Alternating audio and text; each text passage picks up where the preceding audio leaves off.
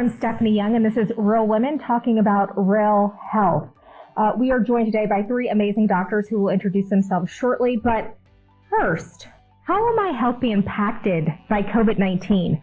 Is 2022 the new 2020, the new 21? Are we ever going to get out of this pandemic? What is the importance of this moment for myself and my family when it comes to our health? And where can we find our health in this new 2022, moving forward, moving hopefully away from COVID-19? Do I need to get boosted? Have I gotten boosted? We're going to be talking about all of these things and with real women talking about real health. All right, so let's open it up right now. I would like to start to my left. Could you give us one or two sentences? You have a huge bio, Dr. Chambers. They call her the period doctor if you follow her on Instagram. Tell us about yourself and about a sentence or two. Absolutely. So my name is Dr. Charis Chambers. I'm an OBGYN, but I subspecialize in pediatric and adolescent gynecology. And yes, I have a social media presence known as the period doctor. Awesome. Amazing. I've heard you have to follow her. I'm following her right after we're done. And I'd like to turn it to you, Dr. Singleton. Can you tell us about yourself? I know you're from South Carolina. Yes. I'm from Charleston, South Carolina. I am actually Myra Haney-Singleton. I serve as the Associate Dean for Student Affairs and Wellness at the College of Medicine at the Medical University of South Carolina. I also wear another hat. I am the South Carolina Conference Branch Women's Missionary President. All right. That's amazing. And those of you who don't know, we're right now in Atlanta, Georgia at the Women's Missionary Society of the African Methodist Episcopal Church at our executive board meeting. And I'm going to turn it to you, Dr. Burnett. Tell us a little bit about yourself and why we are wearing these masks in this moment as we're talking about COVID-19. Dr. Miriam Burnett. I am internal medicine and public health by training, and the medical director of the International Health Commission of the AME Church. And in my secular life, I am senior medical director for content development and payment accuracy for a company, a health IT company. Amazing. And so why you made the rules? I made the rules. Why do we have the masks on right now? Because I got tested. I don't even know where my little test badge is, but we were tested. I thought that we could have a free-flowing conversation without our masks. But you know best. You all know best. We have been doing the testing. But what we do know about tests is they lag 3 to 5 days behind what we know to be the time we call the incubation period. I was just kind of searching for words to translate that. Mm-hmm. The incubation period is the period between exposure and developing symptoms, but those symptoms during that incubation period, a person can actually still transmit COVID. So, even though we tested today, it is a reflection of what happened between Sunday and Tuesday. Got it. Mm-hmm. So we could have been exposed, and tomorrow I could turn up with a positive test. Correct. So me having this mask on is helpful because I prevent having to call you all and say, I'm sorry, I tested positive, now go do this thing all over again. Correct. Got it. Okay. Well, it makes sense. Unfortunately, there's many in this country that do not think that, but it does. So the first question, and this is I'll just throw this ball up in the air and whoever would like to catch it. So we're facing another year of this pandemic. No one thought that we would still be in this place where we feel like we're never going to get out of this. For someone like me who felt like, my social life was over because of COVID, and also the normal things. We like to go to church. We want to fellowship and be with people. What now? What should we expect from this year, and how are we going to consistently keep our families and our friends safe? Because it feels as if guidance changes consistently. I'm hearing that the quarantine period of time has shortened. What can we expect this year when it comes to moving forward and moving past this pandemic, and how would you recommend us going about keeping our families safe beyond just the mask wearing? And who would ever like to take that question first? I think it could build on each other. I think I can speak in general that people should expect continued changes. because you don't want science to be stagnant. You never want science to stop changing. The nature of science is that we continue to examine the information that is before us and we adjust accordingly. And so my hope is that people can continue to have some sort of flexibility.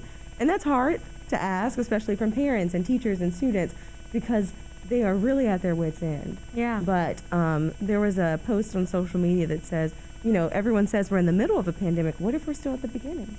And that's a terrifying thing to consider. Yeah. But we just cannot predict the future. And so the idea is that we should expect that science will still change. But I hope that people can trust that as physicians, we want to be with our family too. We want to be with each other. We want to go to church. We want to fellowship. And so we want to do so safely. And so my hope is that people will continue to change with us and continue to adhere to the appropriate guidelines. Yeah, and you know what? I just got here the other day from DC, and I've been testing every day, which makes me feel very comfortable. The moment I got here, my sister called me. I was like, I just tested negative, so she's kicked out immediately.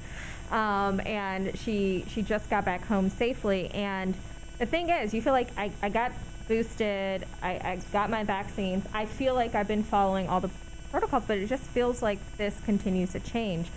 I love what you said about trusting the science. Unfortunately, people are not doing that.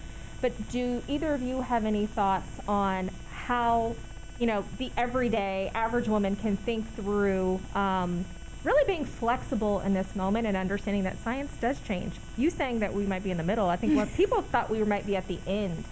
But how would you recommend women, especially who they're taking care of their families, their children, their jobs? How would you recommend they kind of change their mindset about where they are right now? And would you recommend they get boosted? Because I think there's confusion around the booster now. They think, well, I still got Omicron, or Marion, you know, they're calling it all these different names now. But I still got it and I got boosted. So does the booster actually work? Like, would you recommend, you know, women take that additional step? I would like to say I always recommend following the medical professionals' advice. There are many people who are trusting in Google.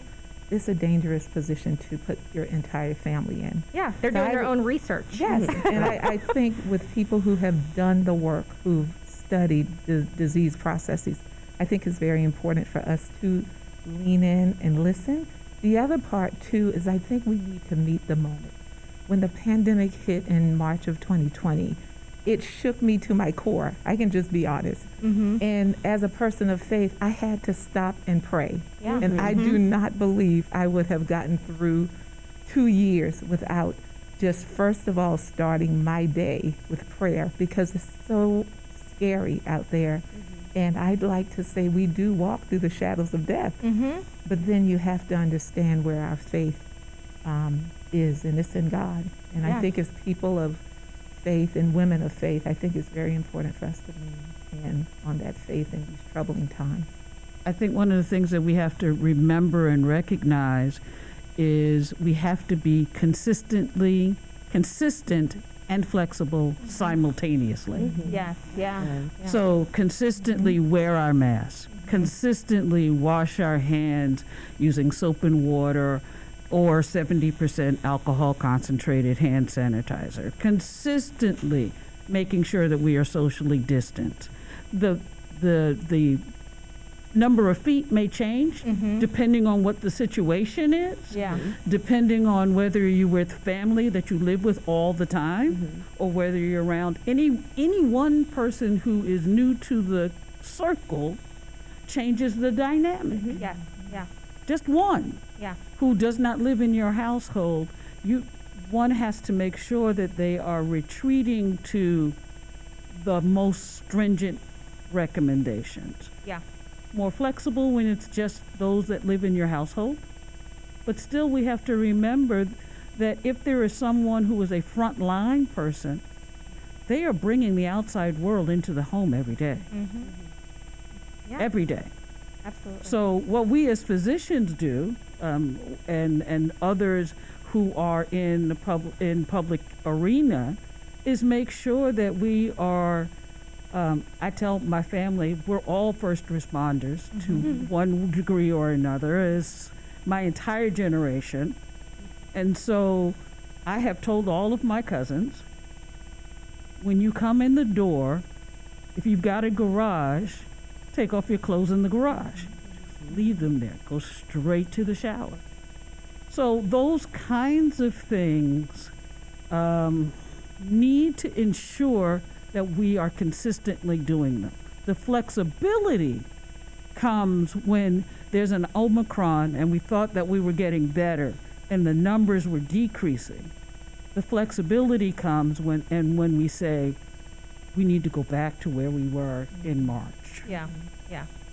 So I think before we, get off of COVID, because obviously we're talking about real health and our health is broader than COVID. It's a part of what we're facing right now, but I think it's important because I think people do not have a fundamental understanding of strains and the fact that, this virus will mutate, and the fact that when you actually get the flu vaccine, you're getting the vaccine for the strain that was most prominent or prevalent the year before.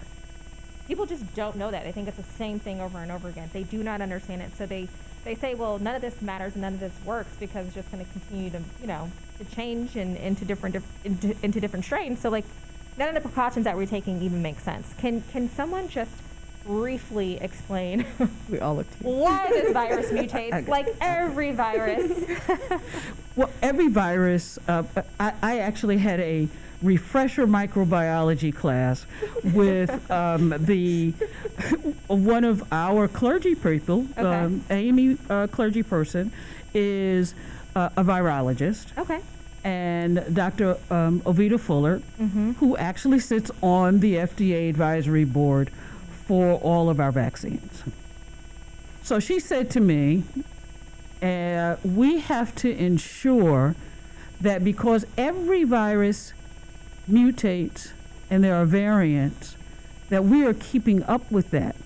So the booster, as you said, like the flu vaccine, and I sometimes use the word shot because that's what common people understand. Yes. So we have to be flexible again, enough to say, if they say that booster that we already had is not covering the new variant, but this one will, we need to be flexible enough to say the science says, the research says, and we have a sister sitting at the table looking at all of the raw data. Yeah. And when she says go, I'm first in line. Yeah. The Health Commission of the AME Church continues to put out that information in real time. Okay. So for AMEs and the world that has access to our information, if they follow it, they'll know where we're going. Absolutely. And we should follow it because I loved what you said about leaning on your faith in this moment. And if we are people of faith, we understand that God made each and every one of us. That's right. He gave all of us different talents and abilities and gifts. I am not a doctor. I'm not a researcher. I'm not a chemist. I don't know. That's not my gift and my talent, but I'm not going to disrespect it and tell you don't know what you're talking about. And I'm going to do my research on Google and Wikipedia. That makes no sense. If anybody does anybody have anything else to add to that? If not, we'll move forward and talk about some long-term health for women and other concerns that you're seeing. We know that you're the period doctor. So I can imagine there's a lot there, but what are some health and wellness tips you have for 2022 that will get us past just surviving, but thriving? There's one thing that I'm not ashamed to say. Look, I have a trainer. I try to go work out at least 3 times a week. I am failing when I'm on the road. I also have a therapist that I see every other week. That's all a part of my health. And I have good girlfriends that I hang out with. That's all of those things. But are there any other tips that you can give us that will help to kind of get us out of this slog? Because I think there is a underlining depression in this moment. Oh yeah. So yeah, anyone want to answer that? I like to call it the COVID fog. Oh yeah. I don't know if people can even describe it, but it has been a fog for about 2 years, but we keep moving through it. And when the pandemic hit, I think we all went home. And at home, it was a refrigerator. And I think when we're nervous, we tend to eat when we're not hungry. Yeah. So I think some people got fluffy during the pandemic. And so we are doing this partnership with the American Heart Association, and it's called the Move More Challenge. Oh, nice. And so it's just about getting up, moving, getting some steps in. And I like to just talk to real women. And I'm like, if you fell off the wagon and the wagon ran over you, get back up and let's do something. But just move a little bit. And you don't have to do the walking if you can't, but move a little bit in your chairs and your shoulders and your arms. So that's really what I am asking a lot of my friends and family members to do. Just do a little bit more. Just movement. move, yeah. Just move. It's hard to get up and move sometimes, but once you do it, you're like, oh, I'm glad I did that. Yeah. The waking up for me is the hardest. It's the hardest part. Dr. Chambers, you have anything Yeah, to add? I agree. I think the challenge that I've seen, especially in my patient population, is we really were just quite stagnant. We just kind of sat there. We were sedentary. We were like, they said we couldn't go outside, so we'll sit down. And we'll eat and we'll eat and we'll eat a little bit more. And we'll be flexible on what our goals are. And maybe we don't eat vegetables. Who knows? And so I think kind of shifting back to our foundation of good food, that's still okay. And then kind of being creative about the way we achieve that. And so my creative tips for just kind of the everyday person is utilize technology. So the ways in which I do that, I get my little groceries delivered, which is just amazing. It is an amazing thing that we're able to do that. Yeah. I recognize it's a privilege and that not everyone has access to that. It is a huge benefit to be able to have my groceries at my door, know that I did not have to enter into that grocery store and risk all of that. And I'm grateful for the folks who work there and for the folks who are willing to do it. But I can get my groceries and prepare that food at home and get those fresh vegetables and fruits and things of that nature. And then I personally created a home gym. Yeah. I said, I'm not going to this gym with all these people. It was too much for me. Yeah. And so I know that people were hesitant to kind of join together and go back to fitness classes and things of that nature. Work at home. Yeah. Create an environment where the barriers are removed, but you still feel safe. You still feel safe with your family and your friends. And as a frontline worker, I know that I'm probably the biggest risk, So even walking into that gym, I'm like, oh, there's germs. I am. You're the vector, germ. You are the germ. And so being able to create spaces where I'm removing these barriers and I'm able to kind of focus on my eating and my fitness by still feel safe. Yeah. Without, harming others. I think that's how we do it.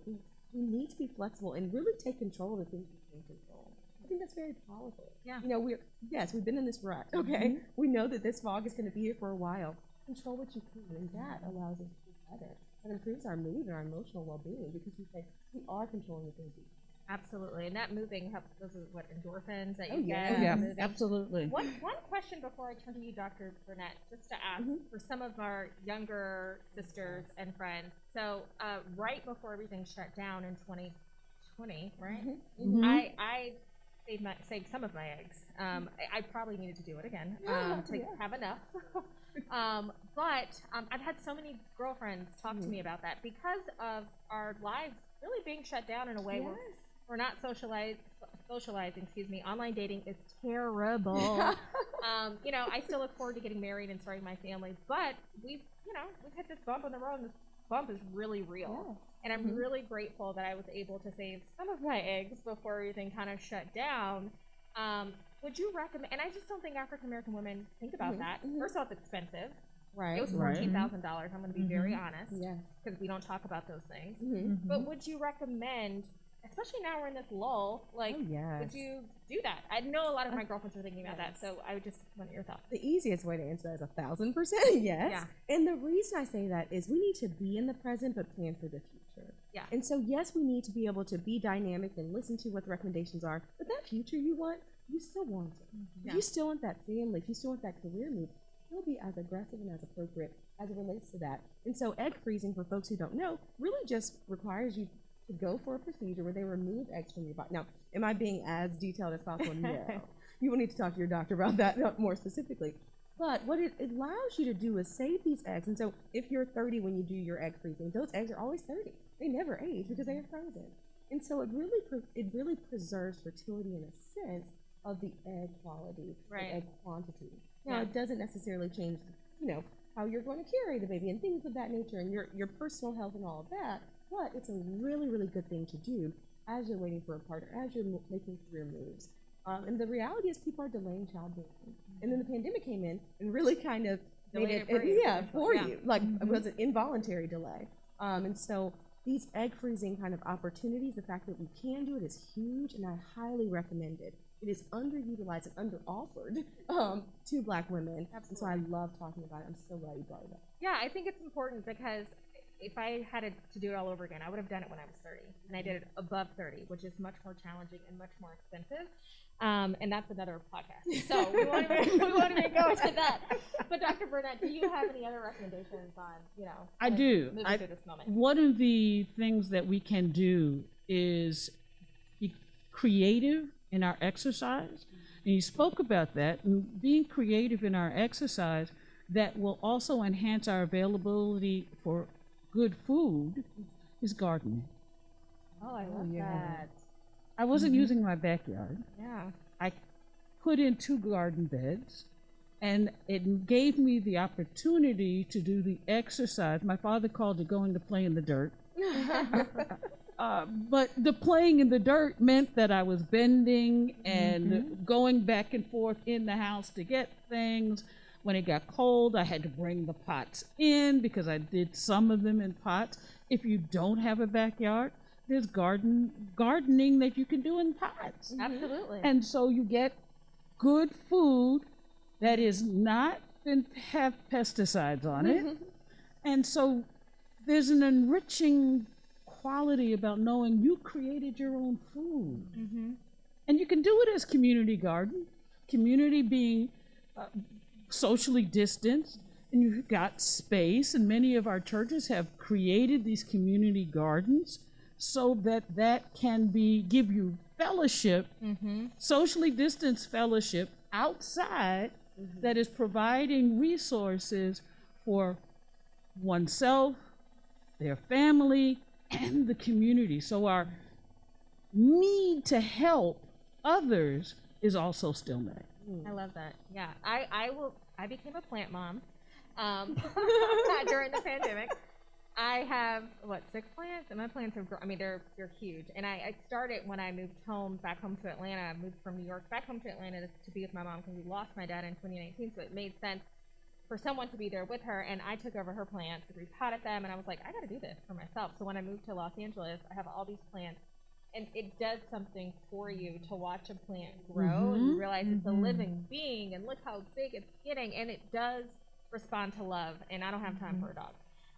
But I absolutely love the idea of churches, especially missionary societies, starting these gardens with at their churches, and that being a place for the community, because we are faced with food deserts, especially in our communities and Black communities.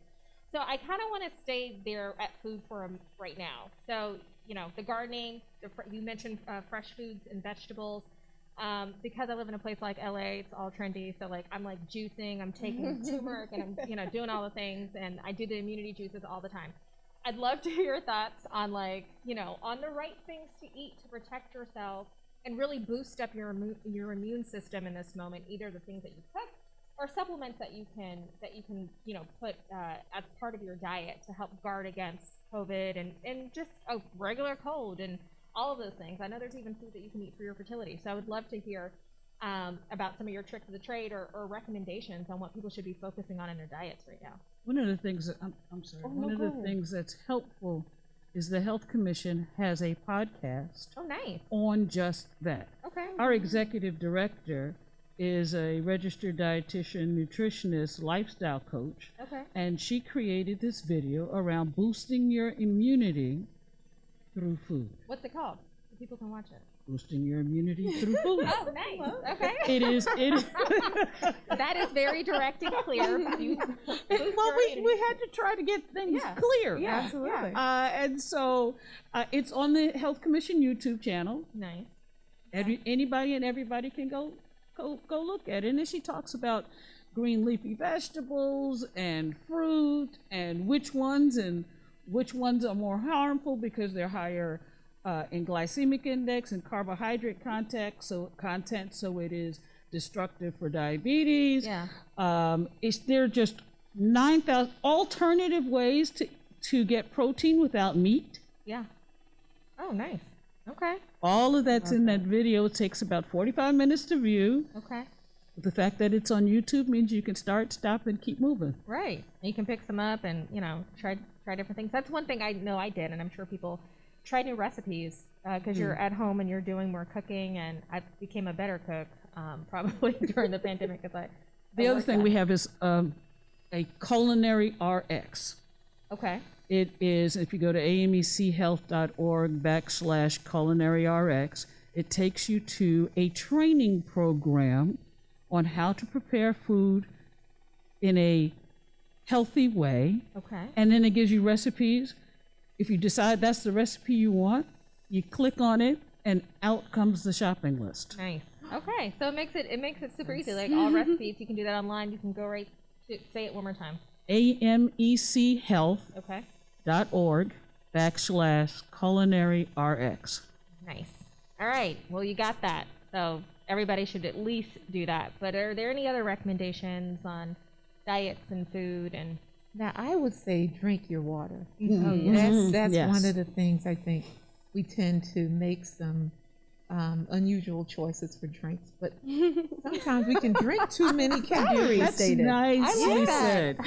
And He's so I talking think about me, probably. one thing, if you look at how much sugar is in one can I of know. soda, Oh my goodness. and if you think about how much sugar is in the can, it's better to just drink water. Yeah. Your body needs water. Yeah. Once you get up, if you drink 1 cup of water at every hour of your 8-hour day, you've gotten your water. Yeah. That's right. And so And that that sounds easy. 1 cup. Yes. It just at every hour. every hour, and then you're done. Yeah. But a lot of times we tend to just grab, and I think it's mindless drinking.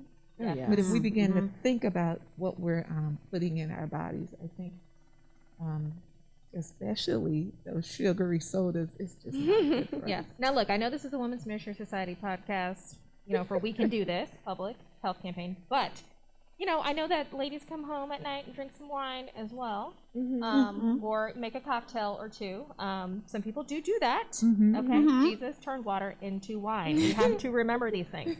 So I think, when you think about calories, there's so many calories in drinks as well, not just in soda, but like if you're drinking a margarita or Yes, something yes. like, and I know there's less calories in wine, and there's heart benefits. I mean, benefits to your heart with red wine, and what are your thoughts on that? Even if folks don't want to admit what they're doing at home during this pandemic, I'm sure people are drinking. There's a lot of calories in that as well. To me, it's like you watch, pay attention, be mindful, be intentional. Whatever you put in your body, be very mindful, be very thoughtful. Because even there are some friends of mine, they're like, oh, I'm going to have a drink tonight, so I'm not eating a big lunch. Yeah. So it's like they're doing a trade-off. But that is what people, I think, we tend not to think about when we're picking up anything to drink or eat.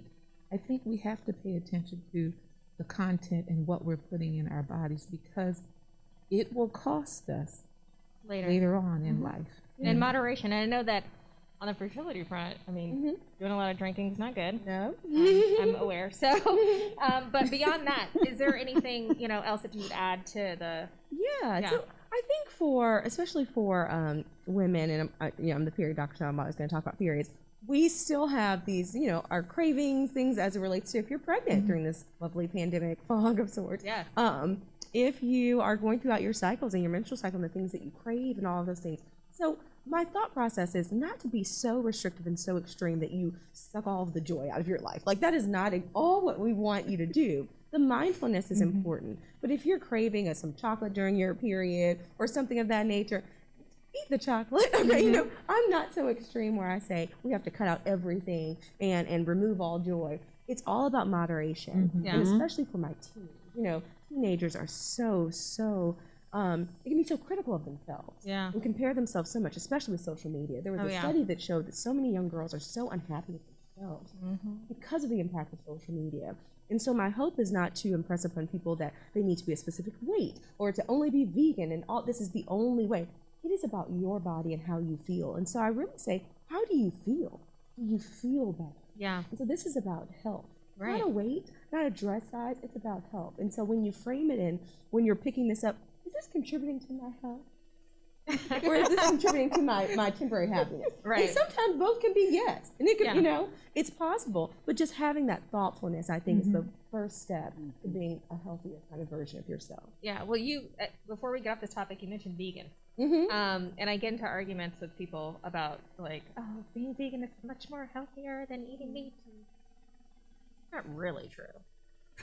There are, and it just, I mean, it's a lot of carbs. Let's say that. yes, there's a lot of literature that will show that plant-based diets and removing red meats and certain things will decrease certain types of risk factors, like colon cancer and such, or have a longer life expectancy. That does not always mean only raw vegan. That does not always mean that you can never eat a piece of fish, Yeah. And so I think the extremes, when they come from a place of privilege, it is a privilege to be a vegan. Absolutely. To deny a lot right. of free food. That's right. When you go to a food pantry, they're not saying, what are your dietary restrictions? No, are you this vegan? Is what you have. Yeah. And so when we put it in that context, and that's why I hesitate to do that, you really isolate a subgroup of people that don't have those resources. Absolutely. Because you're saying, this is the goal. And I know that goal is unattainable, but I don't care. Yeah. And so what you have to do is you have to look at everyone's lifestyle and what their life looks like and say, what is best for you? What step can you realistically make? When they make that change, you give them time. Yeah. First. Well, I think that was excellent because there's so many times when people throw that around and they Yeah. don't think about It's reckless. everyone's, Yeah. opportunity or privilege, or they don't think about that, or the community in which they live in, especially because of the food desert. So I believe that we're still okay on time. And as we kind of, so we've talked about physical health, we've talked about the food that we're taking in. I mentioned depression, and we really didn't touch on that. And I do think it's important because, if you are depressed, getting up, eating, doing all the things that you're supposed to take care of yourself, that's harder. It's harder. It's harder. And, sometimes we don't talk about the mental health aspect as much, but what are some of the resources, that are out there for people who feel like they are struggling? And I think sometimes, especially when you are a faith-based person, to admit you're depressed, it feels like you're failing in your faith, which isn't true, because life can be hard. Right. So what are your recommendations to people who just feel like they have the COVID blues and they're not able to shake it? Communication is key. Picking up a phone and calling, you said your sister girls, calling someone and saying, just having a conversation is key. There are mindfulness apps that are free and downloadable. You just put it on your phone. And so you take away and eliminate part of the cost factor. The other thing is for those who do have financial ability or decent mental health insurance, which is another conversation, then access to a counselor, access to some kind of therapy is important. One of the things that we tell pastors all the time, every pastor needs to have a therapist. Yeah, absolutely. Because otherwise you bleed on the people. Right. And you have so much weighing on you. And you are a human being. That's right. So you need that support as well. I totally agree with that. I unfortunately reference so much of social media, but there was something on social media that said therapy is a tool, prayer is a weapon. And I love that because it really suggested that we can work with those things together. And I know obviously we come from a place of faith, and so prayer is certainly going to be a part of that. Whenever we're struggling, when you're not struggling, you are supposed to be in prayer. But the therapy component is not meant to be mutually exclusive from that prayer. Right. It doesn't mean that you can only pray or you go to therapy. You can't do both. And so I think that's super important. And also for me, reading my Bible has been so helpful. I mean, the ways in which you are able to read about 7-year struggles, 40-year struggles. And so it's just like, we are not the first people to go through something. How dare we think that we are so stricken and forgotten that we're going through something? It's just like, God knew this was going to come. He knew it's going to happen. There's always been a time and a place and a season for all of these things. Yeah. And so by reading your Bible, you get to see how God carries his people throughout so many things. And is unwavering. Although things are changing and the people are showing their doubt and their frustration, throughout the Bible, just like we are, you get to kind of have that sense of community. So I think reading your Bible and, of course, doing mindfulness journals, all of those things, sharing, communicating, doing therapy, that is what has helped me. And I'd like to say be open and honest and normalize the struggle. Yeah. Because a lot of That's right. times people can go through something or have some feelings of depression and they suffer silently. So I like to do a sister check-in So sometimes you just have to text people if you haven't heard from them in a while. That's right. absolutely. And I think you just have to do a check-in and say, are you okay?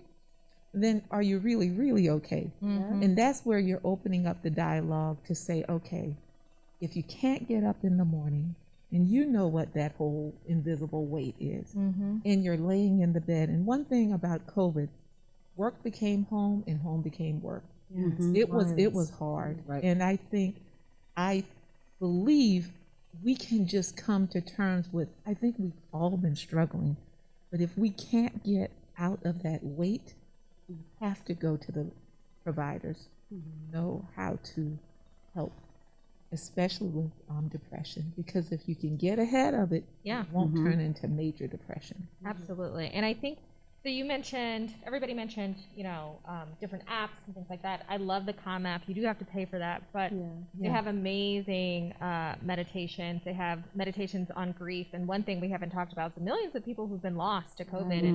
And so many families, especially within this community, this AME community, the Missionary Society, people have been lost to this disease. They've also been lost to other things, during a time where you cannot celebrate them in the way in which you would want to. And to me, that is so sad and depressing, and not to be in the hospital with the people that you love when they are transitioning, or not to have them home, all of those things. So it weighs on you. So I know Psychology Today exists. You can find therapists. Are there any other resources that you would point to for this space? I go back to the Health Commission podcast. Okay, great. Webinars.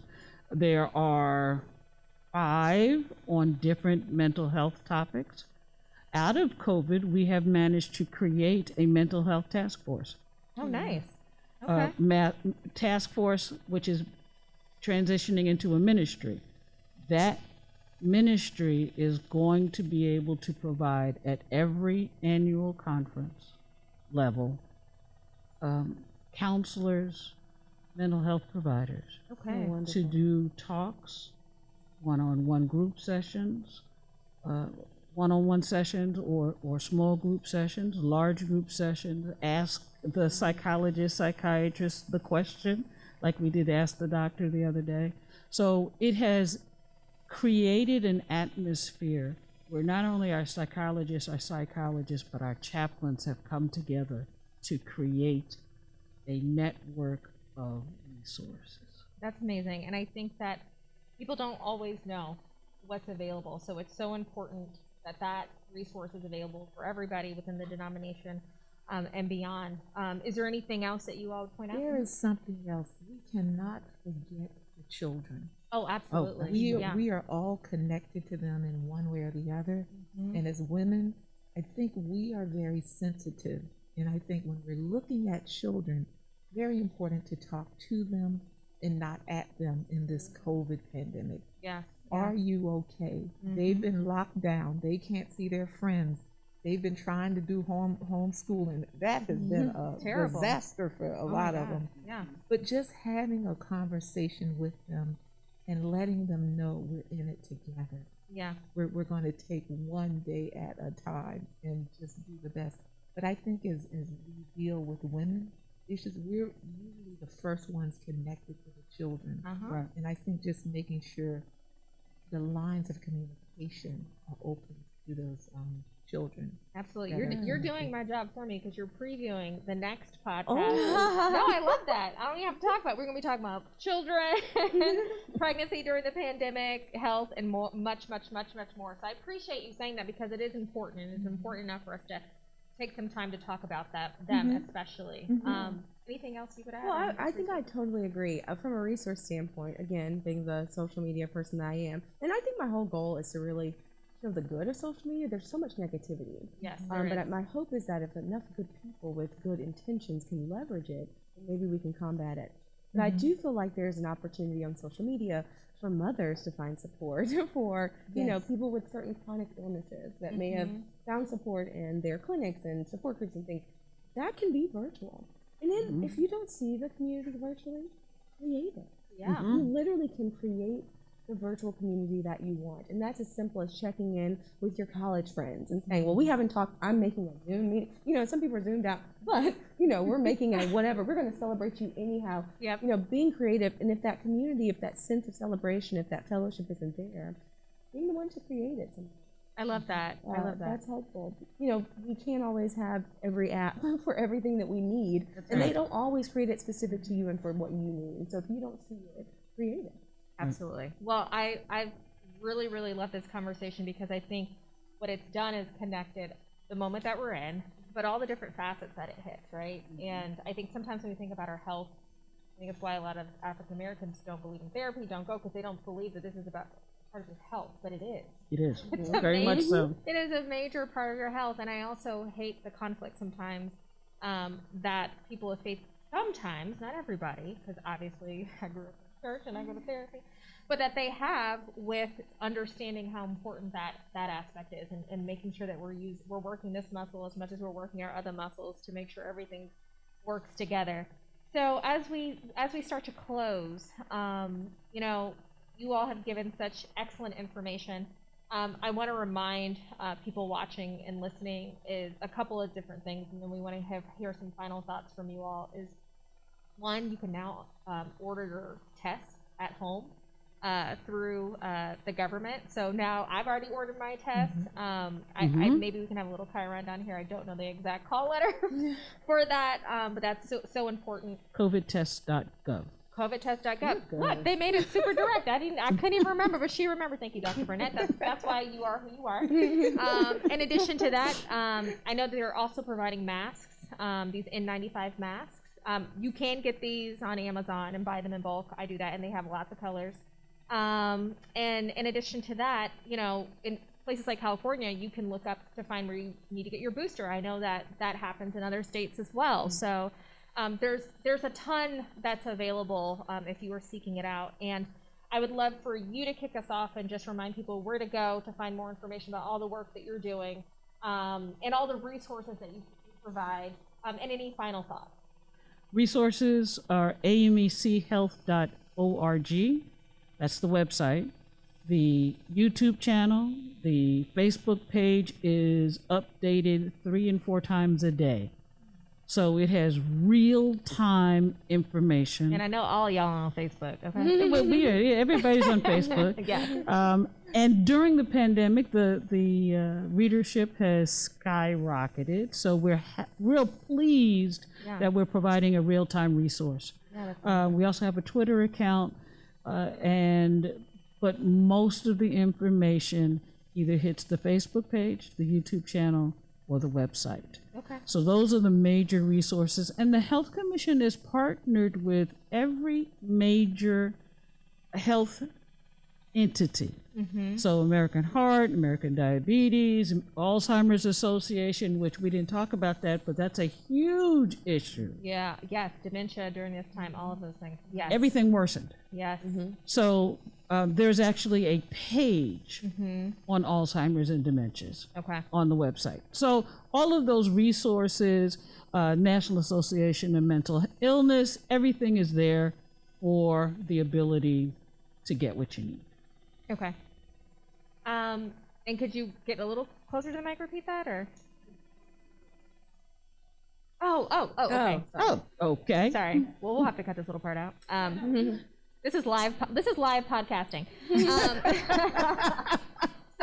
So you mentioned the Alzheimer's, I've heard dementia has increased, all of those things during this time. Can you give us a better sense of, you know, what people are facing?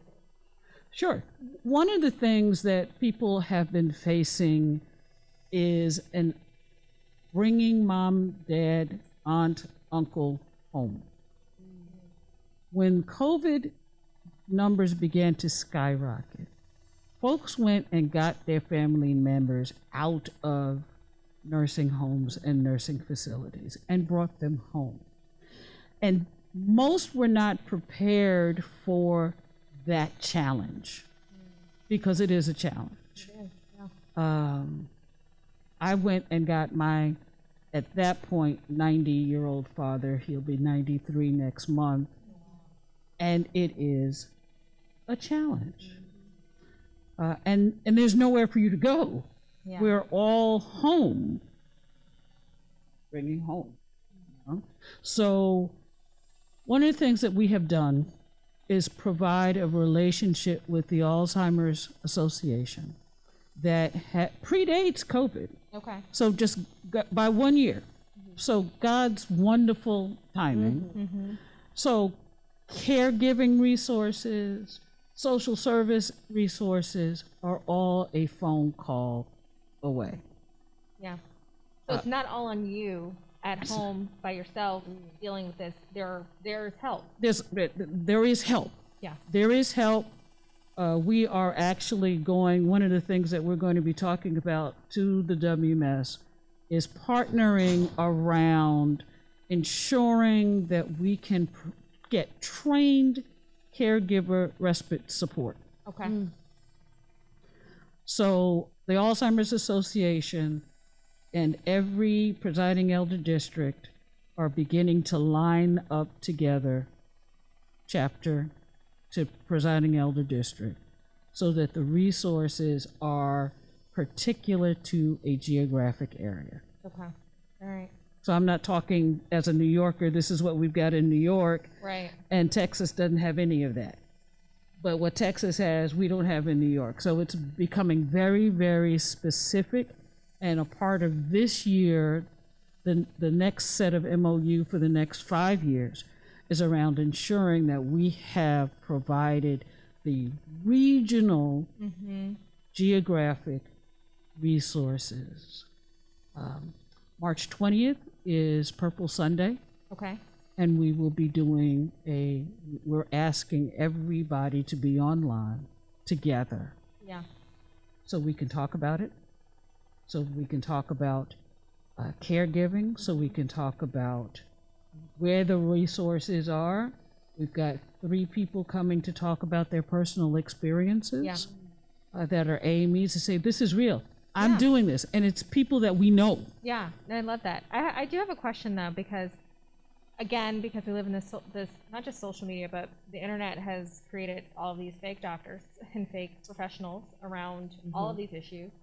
And I read that dementia has gone up, and because of people who've experienced this kind of pandemic, this, you know, I don't want to say it's for necessarily younger generations or whatever. I read somewhere, it could be wrong, that they said that you would be more susceptible to dementia because of this period of time that we've gone through, older adults or something. I don't know how real or accurate that actually is. Dementia sometimes feels like that's something that you could prevent, but you can't prevent dementia. You can't. Yes and no. Okay. Yes and no. Diabetes, uncontrolled diabetes, hypertension, cardiovascular disease, all can be, if controlled, will prevent dementia. Okay. Because of breaking this down in my head on how to say this in common language. Okay. Because the vessels in our brain are impacted by those 3 in particular, we can, if we control them, we protect the blood vessels. Okay. Protect that which feeds and allows oxygen and blood and all of the nutrients to get to our brain, delays or prevents dementias. Alzheimer's is one type of dementia. Right. That we can't prevent. Right. But there are medications to slow down its process, and they're doing wonderful research on things that can help that process. Yeah. No, we can't stop it. But you can slow it down. But you can slow it down. You can slow it down. And but that's also a medical resource with people who don't necessarily, doctors that don't particularly know what to do. okay. So we have to ask for a geriatric physician. Okay. We have to ask for a neurologist. Okay. Yeah. Something is off, and by paying attention more to our elders, to our neighbors, we can catch things earlier. And that's the problem with us. We catch it later. Everything. Or we ignore it. We don't want to see it. We don't want to see it. So, yeah. We can't catch it. Yeah. Because we don't want to see it. Yeah. And then also sometimes I think it's fear. You're like, okay, I hope I'm not seeing what I'm seeing, and I really don't know what to do. And I think that sometimes, and after being in the hospital with my father, I realized that they don't always treat you by who you have around you sometimes, especially if you're not able to speak up for yourself. And I think that sometimes because we don't understand always the health medical field, we feel inadequate to ask certain questions. But you can absolutely ask any questions, demand anything that you need and want for your loved one. And saying, I love what you said about finding a geriatric doctor, getting the tests that need to be done, and not being intimidated when someone goes, oh, I don't think you really need that. I think you're okay. Get another opinion. Go to another doctor, right? And stand up for yourself and advocate for yourself. Yes. And your loved ones. And your loved ones. It is important that if we have members of our congregations and our communities that don't have someone to advocate for them, it is our responsibility to do that. Yeah. I spend a lot of time going in and out of hospitals or calling the hospital and saying, this is Dr. Burnett. I drop the Reverend. This is Dr. Burnett, and I need you to tell me why you have not done so and so and so and so. Yeah. And then they're like, oh, well, and they change it. The hospitals in my areas know me. If I walk through the hospital and I don't see what's supposed to be happening, then I'm going straight to the chief of medicine. Yeah, yeah. And they know that. And we have to be comfortable to do that, and not be afraid to stand up in those moments, because we have to speak up for those who can't speak up for themselves. So Alzheimer's, is it hereditary? I've read that. The best statement is that everything's hereditary, in the sense of if you have it in your family, your risk is higher. Right. But there's not a specific gene that you can identify to say that this is one test. I say I'm going to test for this. Got it. Okay. All right. And so, what are some of the signs if someone has their parent or an elderly aunt, whoever, family member living in their home? They're thinking, you know what, I've been thinking this. What are the signs of dementia? What are the signs that they should be looking for with Alzheimer's? I know it's forgetfulness. Miscalling the names. No, my mom did that when we were 4, so we thought she was crazy. My mother never calls me the right name. Yeah, she would just run through all the girls. So it's not that specific, but just really a change in their character. So much so that even the person is often surprised, and that kind of can be the trigger. They're like, "I did what now?" Yeah. And so just kind of keeping an eye on that. It's not that you need to throw it in their face and say, "Oh, you're getting old." Just saying, maybe documenting okay, this occurred and this occurred, so that when you go to a physician and present those concerns, you can't advocate for yourself. You say, no, this is 7 occurrences. Yeah, because everybody forgets where their keys are, and they get confused and lost, when it's or out sometimes of character. Yes. When it's out of character for the person that you know. That's, and you want to help them in the moment. You don't want to alarm them. Right. At the same time, taking note, even so much so as writing it down. Yeah, and having can those help states. you advocate when you go to your doctor at a later time. Yes. Changes in appetite Okay. are also a forgotten warning sign. Okay. And so on the page that I keep talking about, amechealth.org, all your health concerns are there, and everybody's been missing them. Okay, so let's get on this. All right. there's a brochure on the 10 warning signs of Alzheimer's and dementia. Okay. All right. Yeah. Because you sometimes don't know what to look for, or you don't want to see it, or you're scared. You feel like you don't have the resources. But I love that we have clarified that there is support, and that there is help and resources for you. And there's a community of people going through all of these things, so you don't go it alone. And that. Thank you so much, Dr. Burnett, for flagging that for us, so we could at least dive into that. So I feel like we got your final thoughts. We got all your websites. Is there anything else? Any other places where people can follow you? Let me get back to the mic. I'm leaning over to you. But anywhere else that people can follow you? those are the main pages. Also, I have my own nonprofit, Resource and Promotion of Health Alliance Incorporated. Okay. But I'll be honest, I've spent most of my time doing AME work. Okay. So Well, it that's is. because you're an AME, and that's what the AME people do. It's all about the AME church, which is great. So the Health Commission is always looking for ways that we can enhance the information that we have, Yeah. because we recognize that we are the trusted messengers. Yes. Yes, you are the biggest influencers in the people in your life. I know that you're a social media influencer and you influence the people, but the people in your life are the ones that you influence the most. Oh my gosh. We know that you're the period doctor. Where else can people find you, and what are your final thoughts? Yeah, so I think my final thoughts, just to kind of lead with that, would be we are all obviously changing and being super flexible and kind of growing as we figure out how to navigate this. The fact that we are able to come together as Black women, as members of the AME Church, to have this conversation, I think it's really huge. And I think it speaks to the amount of community that is there. Yes. The amount of support that's there, the thoughtfulness that we are bringing to the table. And so I'm very grateful for this type of conversation first and foremost. And I think that these types of conversations are still very important, especially where we meet, where we gather, where our loved ones are. And that is often, always for me, has been the church. Absolutely. And so I just am so happy to be a part of this conversation. I hope that they continue, and I hope that people start to bring these conversations to their community, to their churches. If you feel like your church hasn't even brought this up, hasn't even thought about how to support each other, or hasn't really leaned in this way, try to lead that if your heart is in it, or find someone who can. And then as far as like where I can be found, I have a few places. Of course, I work in Georgia, and I do pediatric and adolescent gynecology care there, which is amazing and so much fun. But I also educate on that because there are not very many of us. Right. And I think it's a really, really important need. I feel like if we can teach our young girls about their bodies and how to care for their bodies, then as they do interact with physicians throughout life, and as they have their own families, they will be that much better at advocating for themselves, and will understand themselves and their bodies that much better. And so that's my thought process. But I'm on Instagram at @theperiod_doctor, Twitter @theperiod_doctor, and then my website is www.theperiod_doctor.com. And there you can watch videos and even reach out to me if you'd like me to speak virtually. I love speaking virtually. I do a number of classes on period and puberty and all these things across the nation. So I love the work that I do, and I'm glad to share it. I love that. I feel like that's a really good YPD lock-in situation for girls only. Let's talk about your periods. And really ask those questions. I mean, the lock-ins. Oh, yeah.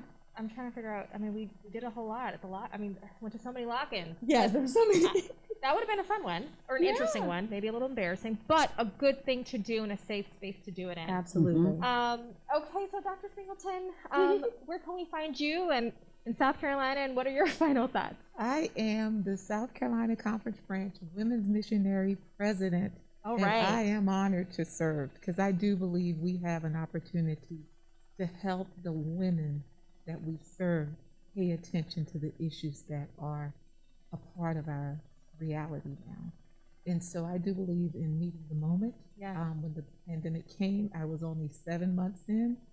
We did not stop, but we created conversations about mental health.